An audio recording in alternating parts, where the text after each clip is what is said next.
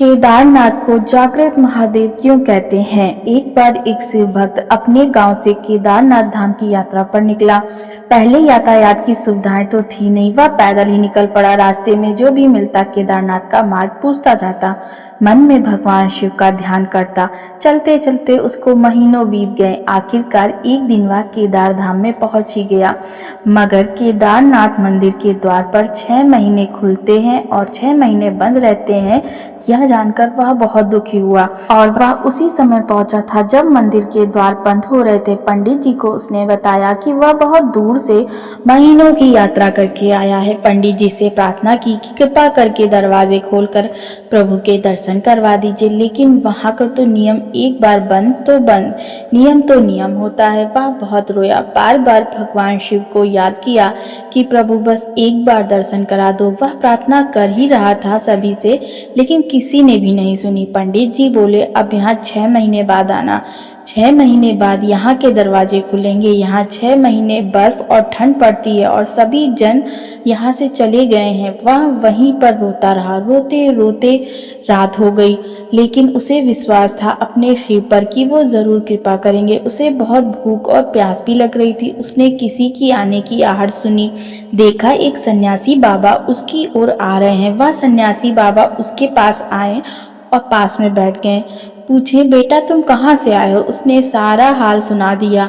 बोला, मेरा आना यहाँ पर व्यर्थ हो गया बाबा जी ने उसे समझाया और खाना भी दिया और फिर बहुत देर तक बाबा उससे बात करते रहे। बाबा जी को उस पर दया आ गई। वह बोले, बेटा मुझे लगता है सुबह मंदिर जरूर खुलेगा, तुम दर्शन जरूर करोगे। बातों बातों में इस भक्त को ना जाने कब नींद आ गई।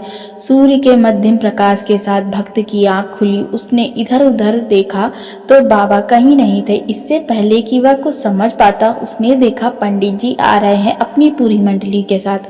उसने पंडित को प्रणाम किया और बोला, कल आपने तो कहा था मंदिर 6 महीने बाद खुलेगा और इस बीच कोई नहीं आएगा यहाँ, लेकिन आप तो सुबह ही आ गए। पंडित जी ने उसे गौर से देखा, पहचानने की कोशिश की और पूछा, तुम वही हो जो मंदिर का द्वार बंद होने पर आए थे, जो मुझे मिले थे? 6 महीने होते ही वापस आ गए? उस आदमी ने आश्चर्य से कहा, नहीं, मैं कहीं नहीं गया। कल ही तो आप मिले थे। रात में मैं यहीं सो गया, मैं कहीं नहीं गया। पंडित जी के आश्चर्य का ठिकाना न था। उन्होंने कहा, लेकिन मैं तो 6 महीने पहले मंदिर बंद करके गया था और आज 6 महीने बाद आया हूँ। तुम 6 महीने तक यहाँ पर जिंदा कैसे रह सकते हो? पंडित जी और सारी मंडली हैरान थी। इतनी सर्दी में अकेला व्यक्ति कैसे 6 महीने तक जिंदा रह सकता है? तब उस भक्त ने उनको सन्यासी बाबा के मिलने और उनके साथ की गई सारी बातें बता दी।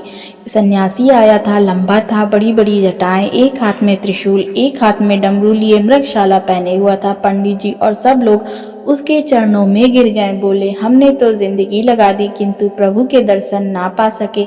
सच्चे भक्त तो तुम हो, तुमने तो साक्षात भगवान शिव के दर्शन किए हैं।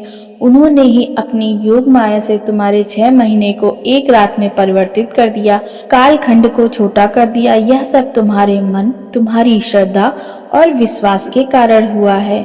बोलो जय महाकाल।